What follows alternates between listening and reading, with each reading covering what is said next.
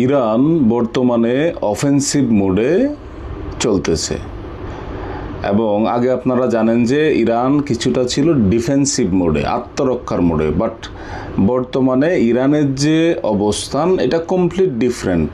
ওনাদের যে ডক্টরিন, অনেকে ধারণা করতেছে ওনারা একেবারেই অফেন্সিভে চলে গিয়েছে, আগ্রাসী মনোভাবে। এখন দেখেন, এখানে কয়েকটা বিষয় আপনাদের শেয়ার করি। অনেকেই ধারণা করতেছে যে বিভিন্ন রিপোর্টে এই কথাটা আসছে যে ইরান হয়তোবা তার শত্রুর যে টেরিটরি, শত্রুর যে এরিয়া, ওইখানে অ্যাটাক চালাবে এবং ওই ধরনের সক্ষমতার মিসাইলও তৈরি করতেছে। তো এটা একটা বড় বিষয় যে যদি শত্রুর টেরিটরিতে আক্রমণ চালায়, কোথায় আক্রমণ চালাবে? ধারণা করা হচ্ছে যে ক্যালিফোর্নিয়া বা আশেপাশে যে ইরানের কাছাকাছি আমেরিকান যে অঞ্চলগুলো, এইগুলাতে অ্যাটাক করবে। এটা বিভিন্ন রিপোর্টে বলা হচ্ছে। আসলে আদৌ কতটুকু সম্ভব হয়তোবা পরবর্তীতে বলা যাবে। তবে বিভিন্ন মিডিয়া যেটা দাবি করতেছে, ইরান প্রায় আমেরিকার বিভিন্ন জায়গায় অ্যাটাক করার জন্য যে দূরপাল্লার মিসাইল, ওইটা কিন্তু প্রোডাকশন করতেছে। আবার আরেকটা ব্যাপার আপনাদের শেয়ার করি, সেটা হচ্ছে ইসরায়েলি ফোর্স যেটা আইডিএফ যেটা দাবি করলো এবং রীতিমতো শকড ইরানের মিসাইল প্রোডাকশনের তত্ত্ব যেটা, ওইটা জেনে আর কি, যে ইরান এত বেশি মিসাইল প্রোডাকশন করতেছে যেটা আসলে মানে বলার বাহিরে, এটা ঠিক আগের পর্যায়ে। এবং এই তত্ত্বটা জানার পরে ইসরায়েলিও শকড যে না, এত মিসাইল প্রোডাকশন ইরান করতেছে যেটা আরও বড় ধরনের ঝুঁকি হয়তোবা তৈরি করবে। তো এটা হচ্ছে একটা বিষয়। আরও কয়েকটা বিষয় আপনাদের শেয়ার করি, সেটা হচ্ছে এই মুহূর্তে আসলে যুদ্ধ তো কোনোভাবেই ভালো কিছু বয়ে নিয়ে আসে না।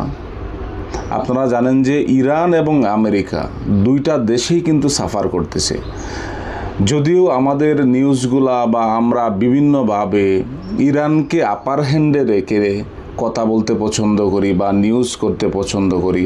হ্যাঁ, বাস্তবে হয়তো বা ইরানও বিভিন্ন দিক দিয়ে এগিয়ে রয়েছে, এটা সত্য। ইরানের অনেকগুলা স্ট্রেংথ রয়েছে, শক্তিশালী দিক রয়েছে, এটা সত্য। কিন্তু ইরান আর্থিকভাবে একটা বিশাল প্রেশারের মধ্য দিয়ে যাচ্ছে।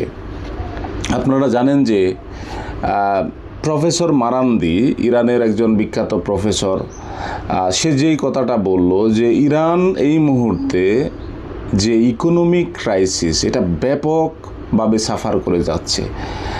এখন এটা কেন? এটা তাদের জন্য এখন করা ছাড়া উপায় নেই এবং এটা তাদের একেবারে আত্মরক্ষার যে স্টেজ, মানে সারভাইভাল যে স্টেজটা, ওইটাতে ওরা রয়েছে। মানে নিজেদেরকে টিকিয়ে রাখার জন্য সর্বোচ্চ চেষ্টাটা ওনারা করে যাচ্ছে এবং নিজেদের অবস্থানটা ধরে রাখার জন্য যা করার তা করে যাচ্ছে। এতে করে ইরানের অভ্যন্তরে, আমরা হয়তো বা অনেক নিউজ জানি না, ইরানের অভ্যন্তরে যে অর্থনৈতিক ক্রাইসিস, এটা কিন্তু ব্যাপক আকার ধারণ করেছে। এদিকে জানেন যে আপনার ইউএসের অবস্থাও কিন্তু সেম। তাদেরও যে রিজার্ভ ছিল, তেলের রিজার্ভ, এটা কমে আসতেছে এবং যদিও ওরা আমেরিকার পক্ষ থেকে বলা হচ্ছে তেল এবং গ্যাসের দাম ওরা সহনীয় পর্যায়ে রাখার জন্য সব কিছু করতেছে, কিন্তু বাস্তবে আসলে ওই রকমটা হচ্ছে না। তো যেটা সাধারণ মানুষের উপরেই দিন শেষে প্রভাব পড়তেছে। তো দিন শেষে দুইটা দেশেই কিন্তু ক্ষতিগ্রস্ত হচ্ছে কোনো একটা চুক্তিতে না পৌঁছানোর কারণে। অনেক সময় যেটা হয়, দেখেন, ইরান বারবার বলতেছে যে আমেরিকা সবসময় মিসক্যালকুলেট করতেছে। এই যুদ্ধে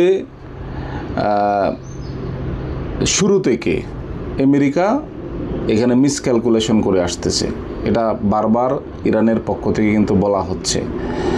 এবং আমেরিকাও হয়তো বা একটা স্টেজে এখন বুঝতে পারতেছে যে না, আসলে এখান থেকে বের হওয়াটা অত্যন্ত জরুরি। যদিও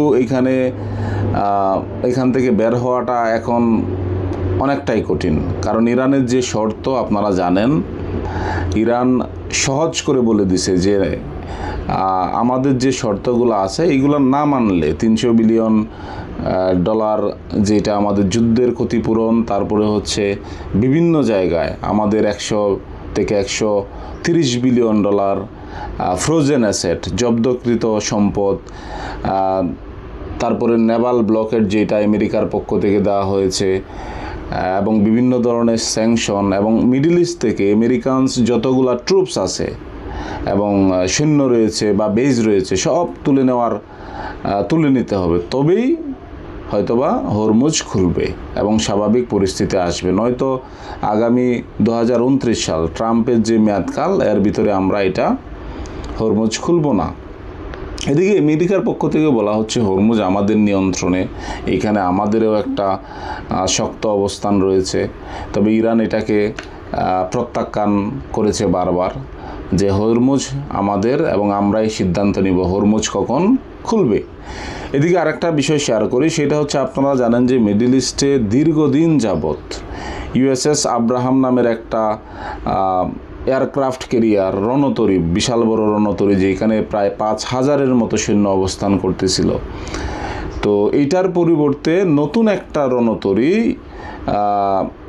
যেটা জর্জ ওয়াশিংটন নামে রণতরী, ওইটা পাঠানো হচ্ছে। তো এখানে ইউএসএস আব্রাহাম যে রণতরীটা, সেটাতে অনেক ধরনের সমস্যা তৈরি হয়েছিল। আপনারা জানেন যে এইখানে ইরানের মিসাইল অ্যাটাক হয়েছিল। ধারণা করা হয় এইখানে যে সৈন্যগুলা ছিল, আমেরিকান যে সৈন্যরা ছিল, তারা প্রায় মানসিকভাবে একেবারেই বিপর্যস্ত হয়েছিল। প্রায় দীর্ঘ দিন এখানে থাকার ফলে বিভিন্ন ধরনের সমস্যা তৈরি হয়েছিল, ফুড, খাবার দাবার, তারপরে টয়লেট, বিভিন্ন ধরনের সমস্যা তৈরি হয় এবং এতে মানসিকভাবে বিপর্যস্ত হয়ে যায়। ইরানের মিসাইল অ্যাটাক এবং পুরা সিস্টেম, এখানে যে চেইন, থাকার যে সাপ্লাই চেইন, এটা অনেকটা ধ্বংস হয়ে যায়। তো বিভিন্ন ধরনের সমস্যার সম্মুখীন হয়। যদিও আমেরিকার পক্ষ থেকে এই বিষয়গুলোকে বলা হচ্ছে যে না, এইগুলো আসলে সত্য নয়। আব্রাহাম, ইউএসএস আব্রাহাম এখানে সফলভাবে অবস্থান করছিল। আমেরিকান যে সেন্টকম, ওইটা দাবি করলো আর কি, আমেরিকান সেন্ট্রাল কমান্ড। তো এই তথ্যগুলোকে মিথ্যা বলতেছে, বাট বাস্তবে অনেক জায়গায় যে বিষয়টা ছড়াচ্ছে, এখানে অনেক ধরনের সমস্যা তৈরি হয়েছিল ইউএসএস আব্রাহামে, স্পেশালি সৈন্যদের মধ্যে মানসিক যে অবস্থা, এটা ভালো ছিল না। আরও অনেক ঘটনা এখানে ঘটেছে, তাদের খাবার, টয়লেট, এই ইস্যুগুলা। তো আপাতত যেটা হচ্ছে, শোনা যাচ্ছে যে এই ইউএসএস আব্রাহাম হয়তোবা চলে যাবে, এই জায়গায় অবস্থান নেবে জর্জ ওয়াশিংটন নামে আরেকটা এয়ারক্রাফট ক্যারিয়ার, বিশাল বড় একটা রণতরী। তো আর একটা বিষয় দেখেন, বিভিন্ন মাধ্যমে চলে আসছে যে আরব আমিরাত, ইউএই, ইরানের বিভিন্ন ধরনের ফ্রোজেন অ্যাসেট, এটা প্রায় 3 বিলিয়ন ডলারের মতো নাকি ছেড়ে দিয়েছে। গত কয়েকদিন ধরে বিভিন্ন মিডিয়ায় আসতেছে যে ইরানের সম্পদগুলা আরব আমিরাত ছেড়ে দিচ্ছে, বাট এটার আসলে সত্যতা এখনও পাওয়া যায় নাই। অনেকেই বলার চেষ্টা করতেছে আরব আমিরাত থেকে 2টা প্লেন নাকি ইরানে উড়ে চলে গিয়েছে, ওইখানে স্বর্ণ ছিল, ইরানের যে জব্দকৃত যে স্বর্ণ প্লাস হচ্ছে আরও যে অ্যাসেট, ওইটা নিয়ে যাওয়া হয়েছে। যদিও ওইটার সত্যতা এখন পর্যন্ত পাওয়া যায় নাই। আরেকটা ব্যাপার আপনাদের শেয়ার করি, সিরিয়া এবং হিজবুল্লাহর ব্যাপারে। আপনারা জানেন যে লেবাননের সাথে তো আপনারা জানেন ইসরায়েলের পক্ষ থেকে লেবাননের বড় একটা অংশ অলরেডি দখল করে নেওয়া হয়েছে, যেখানে ইসরায়েলের সাথে একমাত্র ইরান সমর্থিত যে বাহিনী, সেটা হচ্ছে হিজবুল্লাহ, যুদ্ধ চালিয়ে যাচ্ছে। তো এই হিজবুল্লাহকে অ্যাটাক করার জন্য সিরিয়ান আর্মি একটা পরিকল্পনা করতেছে যে হিজবুল্লাহর উপর একটা অ্যাটাক চালাবে। তো এটার পরিপ্রেক্ষিতে ইরান সরাসরি তুর্কির মাধ্যমে সিরিয়াকে বলে দিয়েছে, যদি কোনো ধরনের অ্যাটাক হিজবুল্লাহর উপরে হয় তাহলে সিরিয়ার বিভিন্ন জায়গায় অ্যাটাক করা হবে। এবং প্রায় 100টারও বেশি প্রেসিডেন্সিয়াল প্যালেস সহ অ্যাটাক করা হবে। তো এই ধরনের একটা ওয়ার্নিং ইরানের পক্ষ থেকে দেওয়া হয়েছে। তো মোটামুটি এই হচ্ছে আপডেট। কথা হবে পরবর্তী ভিডিওতে। ধন্যবাদ সবাইকে।